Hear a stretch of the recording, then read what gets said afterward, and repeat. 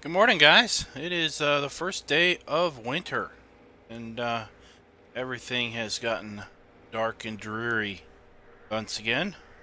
Almost, almost forgot what it looked like here on Churn Valley with respect to when the foliage dies off.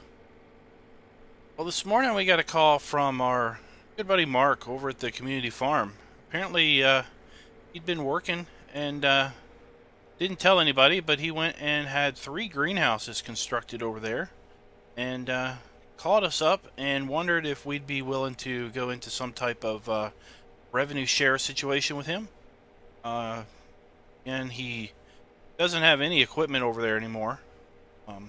All the equipment he used to have is no longer functioning. So he's going to need us to help him out by feeding the greenhouses manure and water on a regular basis. And as a result of that, he's going to give us some of the profits at the I believe he put down a tomato. I think he's going to grow tomatoes in those greenhouses. So we're going to basically be able to reap some rewards there.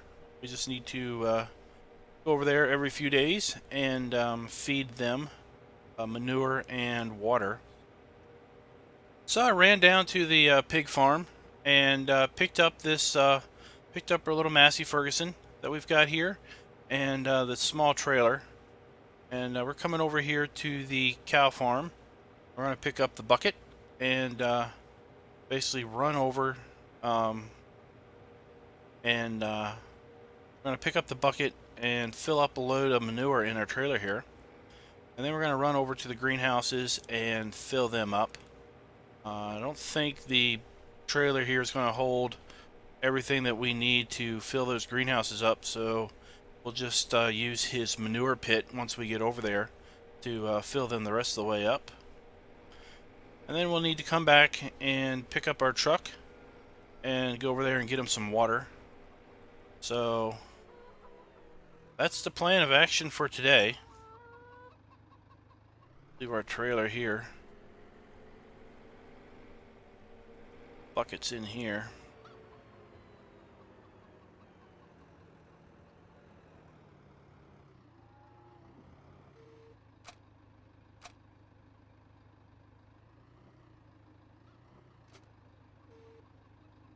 Go.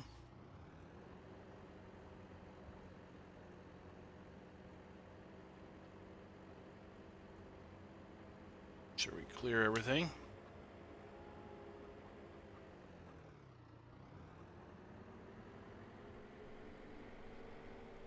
Pick up our little trailer.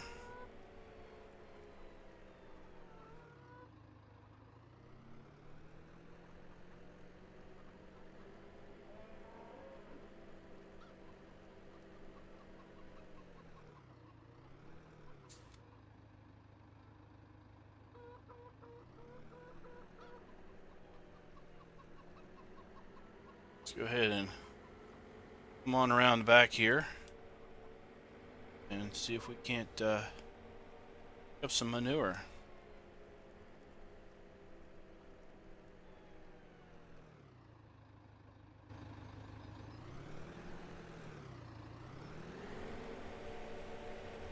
Might as well use the telehandler, I guess, because we got a bigger bucket on that. But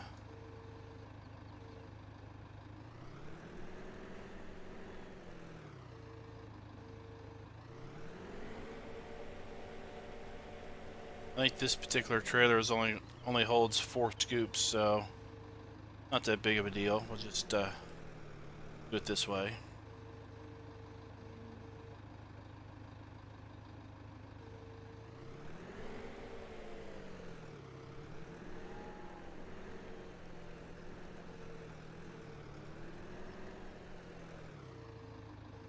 This way we can use up some of our manure.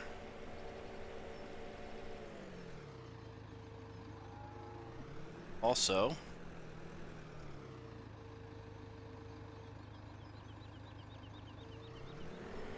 so since we were last together, we finished putting oilseed radish down where we had our canola, and we put oilseed radish down where we had our corn. and we went ahead and traded that unit in, sold that back. We now have oilseed radish on our wheat field last year, on our canola field, and our corn field. Put manure down on our other 2 corn fields that were over here by the cow farm, and we will cultivate that in come springtime.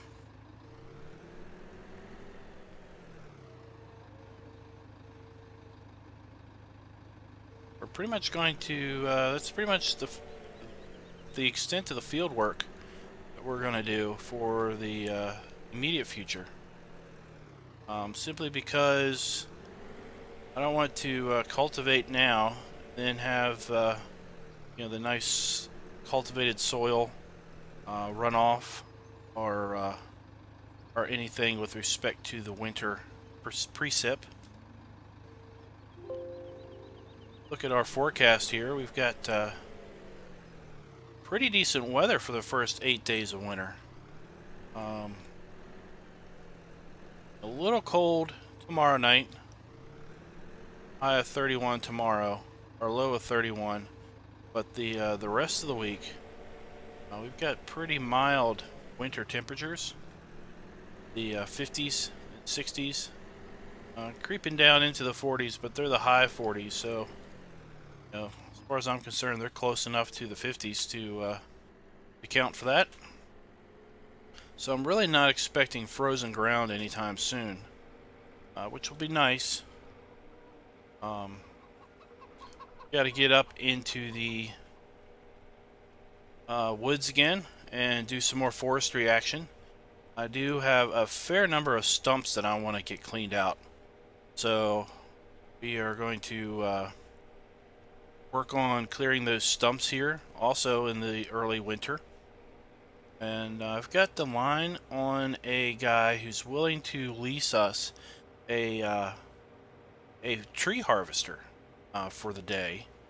And basically we're going to lease up a tree harvester for a day and see how many logs we can cut in that particular day. Basically to see if it's worthwhile. There we've got our stump grinder. It's like went ahead and got one in for me. Knew we were going to be grinding stumps. So the thought process is to see if we can see how much money we can make by leasing that tree harvester for a day. It's going to cost a pretty penny to lease it, but we might be able to triple or double or quadruple our forestry output for that given day. And you know, on a good day before, we were doing about $60,000 worth of revenue on forestry. So if we can triple that, it will be well worth the investment in the tree harvester. Figure we'll spend a whole day just cutting trees, and then spend several days after that carting logs down to the distributor, the warehouse, or whatever you want to call them. So there's the greenhouses I see up there in the corner, up there on the right. Sorry, up on the left. Go ahead and ease on back here. Roll on in. Got 3 greenhouses here on this pad of on this gravel. I'm going to so we'll unload our manure right here.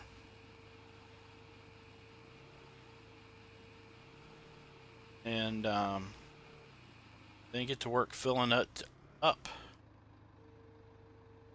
Filling up the greenhouses. See how many greenhouses we can get full this manure.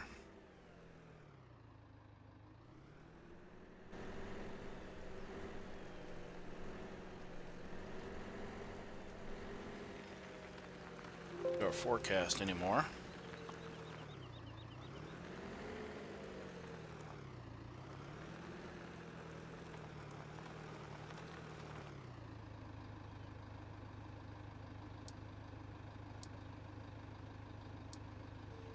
need that, but anyway. I think Mark was also telling me that he was thinking about taking these trees out, and depending on how these greenhouses produced and how the community reacted to them, that he might just pull out these trees and put down some more greenhouses here on the grass area here.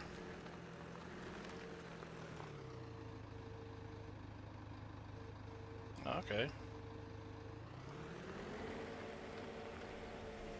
I guess we will be able to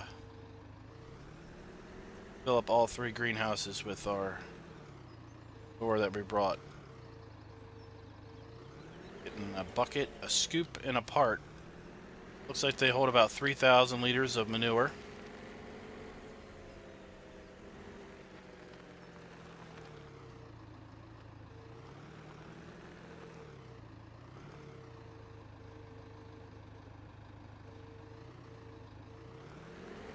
Then Mark was telling me that he's got his eye on some fruit trees. I think some apple and orange trees that he was going to put in, going to have planted over at the that grass. You remember that small grass field? Put a little bit of weight on here.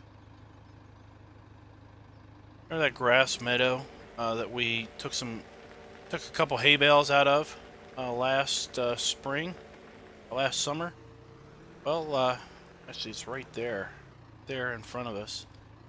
He said he was going to put some fruit trees in there this spring and see how that goes. And if he does that, he's going to need us to bring manure and water over to them as well.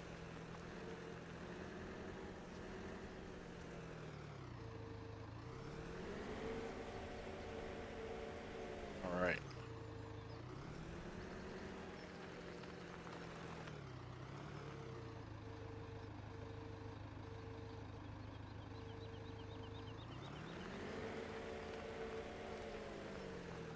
So I'm eager to see what we're going to get out of these greenhouses, because you know, the winter time is pretty bleak, and I think the community is really going to enjoy being able to have some hothouse tomatoes during the winter, and I really think these are going to be pretty profitable.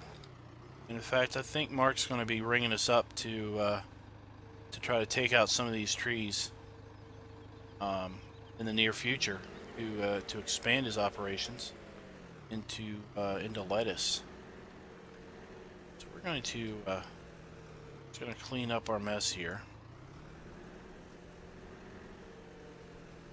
We're going to leave the bucket over here.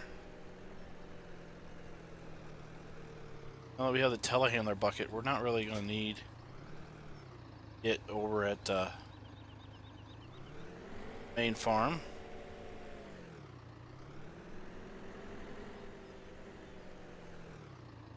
So we're going to go ahead, take this back, and pick up our pickup truck. And Mark said that there's a big blue container of water over here that we can fill up from. And we're going to go ahead and fill up our truck with that and get some greenhouse water in there, get some water in the greenhouses. So we've got 102 sheep, 105 pigs, and 107 cows. We topped them all off with food just yesterday, so they should be good for a couple days now. To talk to the milk plant and see if we can't up our delivery schedule, our pickup schedule for milk, simply because our cows are going to be putting out quite a bit of milk here over winter, which will also be good because we'll be able to pad our pocketbooks, so to speak. We still do need a fair bit of cash to operate come spring, because we'll need to buy our seeders. Remember, we sold our seeders off to keep our maintenance low, so we need to buy some seeders back We'll obviously need to buy seed. We won't need to buy any fertilizer. Well, I guess we will need to buy fertilizer. Sorry about that. Pretty much fertilized most of our fields to a second stage.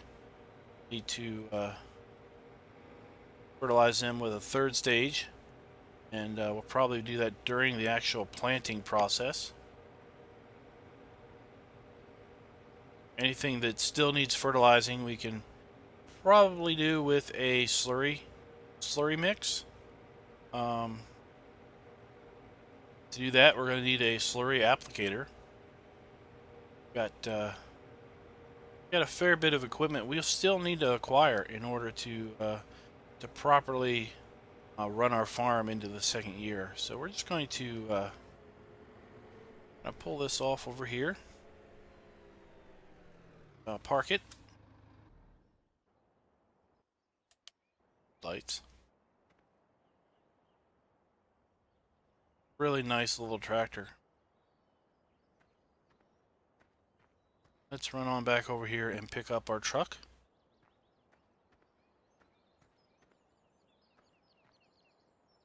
We're out of water.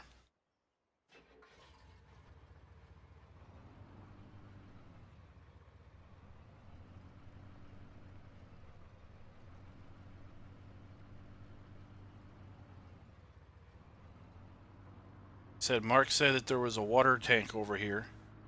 So we're going to need to go over there and see if we can't find ourselves that water tank.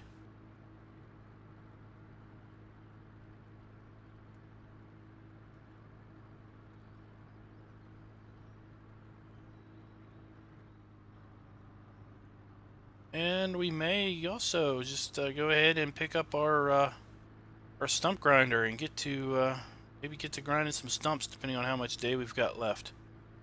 You know, these winter days, it gets dark so early in the evening, and it gets light fairly late into the morning.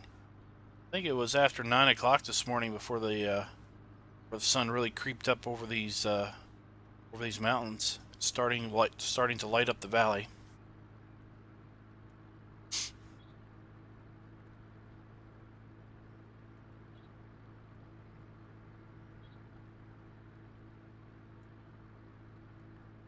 Whoa! Whoa, buddy, watch out.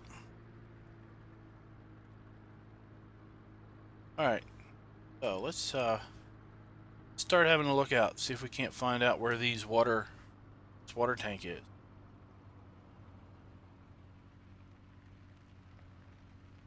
Alright, it's definitely not over here. Let's see. Oh, I think I see it. See a blue tank over there. Let's see if we can't drive around to there.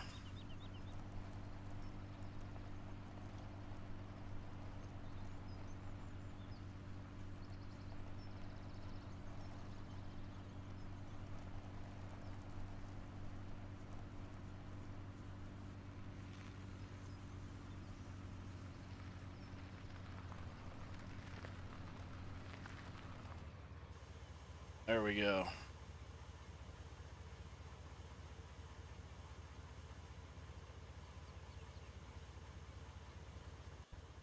Oh, that's filling up. Can't help but notice this giant satellite dish. Here.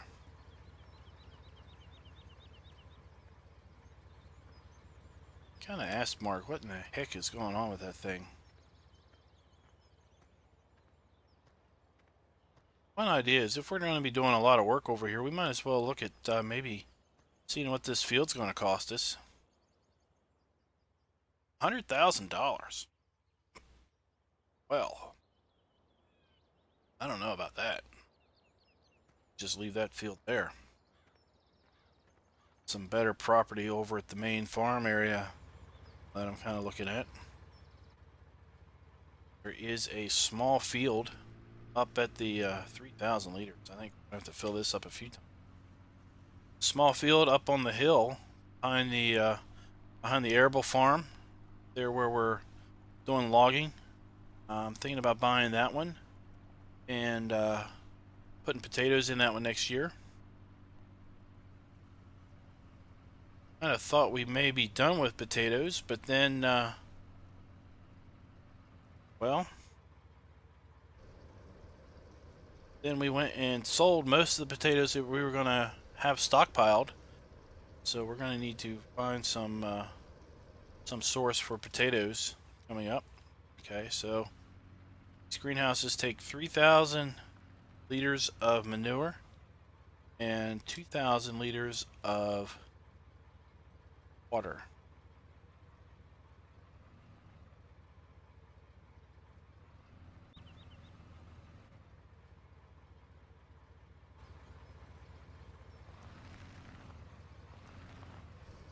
There we go.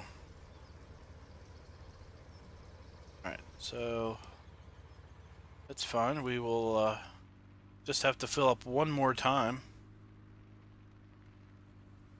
to get the other two greenhouses full. Squeak on through there.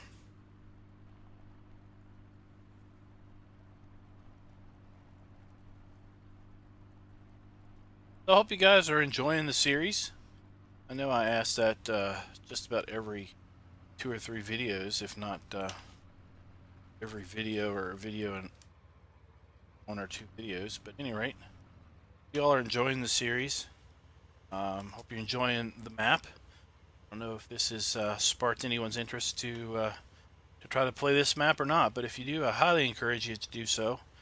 It's a very fun map to be on, and I really enjoy working the fields because the fields are not just cookie cutter rectangles, square fields. They all have their own unique shape, their own unique character, and very few of the fields are flat, which makes it really fun to work.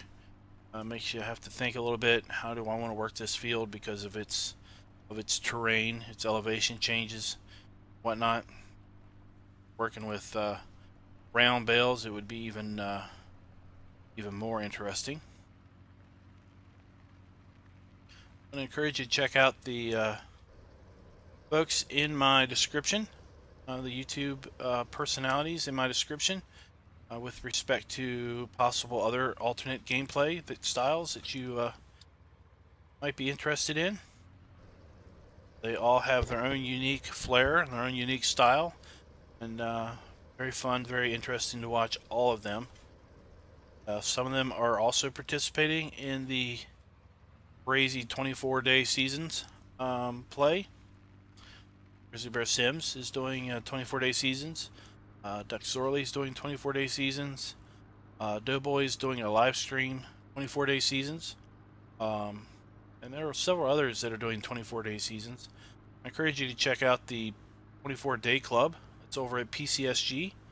There should be a link to that in my description. And then there's also a link to a seasons feed spreadsheet that I'm quite proud of, working that up, and it seems to work very well. If you're curious how much food you're going to have to need to raise for your animals, if you've got an idea of how many animals you're looking to keep, and you're not sure how much crop you're going to need to plant in order to be able to keep them fed, keep them in straw bedding and whatnot, that spreadsheet will definitely help you out in planning all of your animal care for seasons.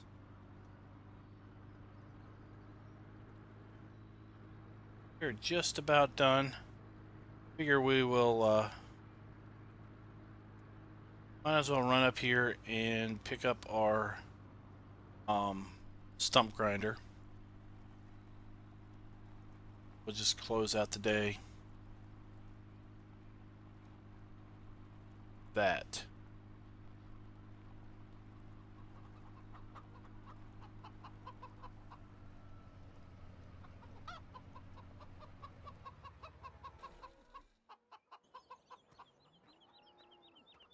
Parked here. Got in here. Yeah, we'll just get the 6. Don't need the big horsepower of the 8530. Won't need the arms, the loader arms. Drop that off. That off. And let's go ahead. Get on down the shop and pick up that stump grinder. And I guess we'll spend a couple hours grinding stumps this evening.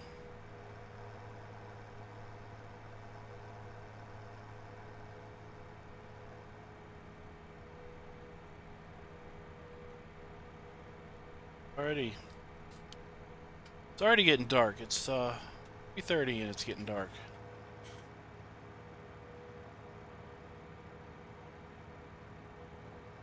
I am rather excited to see how winter plays out for us. Again, let's look at the forecast.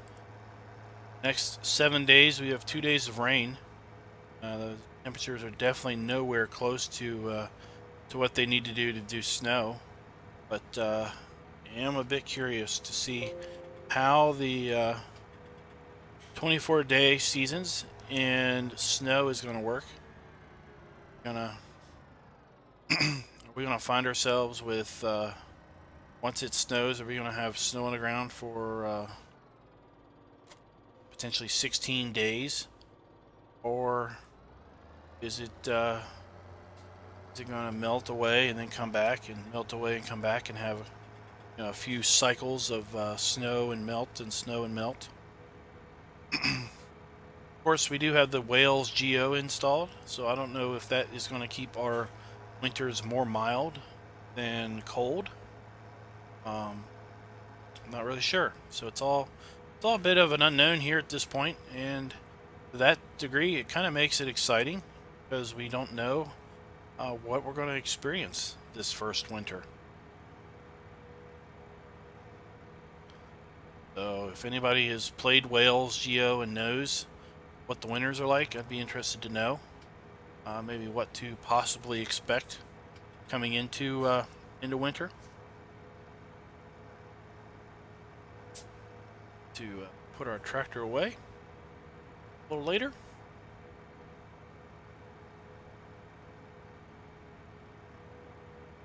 Go up the long way because I am curious what that field's going to cost us, and we might go ahead and buy it just to get that out of the way.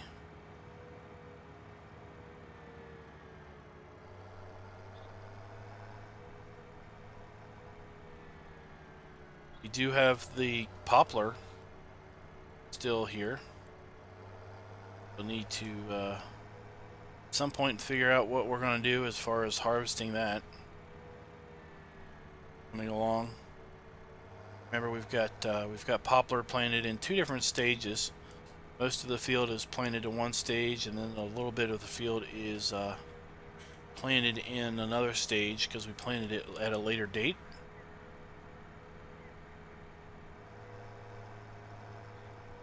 The reason we put poplar in is the map author tells me that he's configured this map to have regrowable poplar. So the poplar will regrow after we cut it, and I'm really interested in seeing how that works out.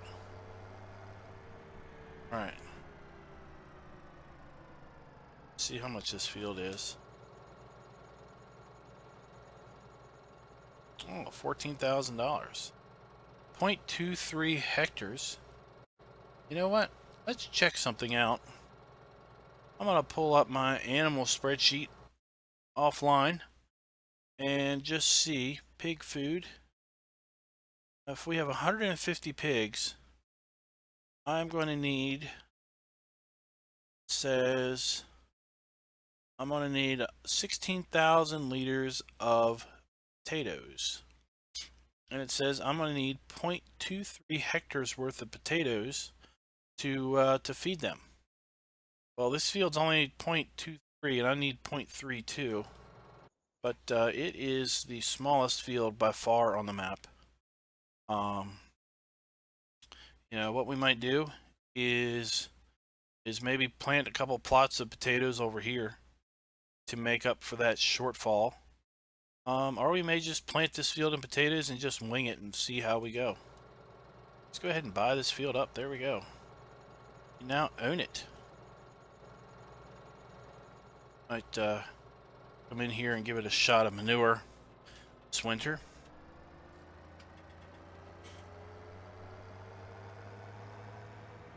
Nice little field up here out of the way. Alright, so that's where I'm going to leave you guys. I'm going to get to grinding stumps at some point and bring you all in at some point for a little stump grinding action. I was kind of hoping that we'd have a little more die-off with our foliage. We've got a decent amount of die-off, but we've got a fair bit of these little evergreen trees. Sproutlings or whatever we want to call them growing. So that I'm going to leave you guys till another day. Till next time, happy farming.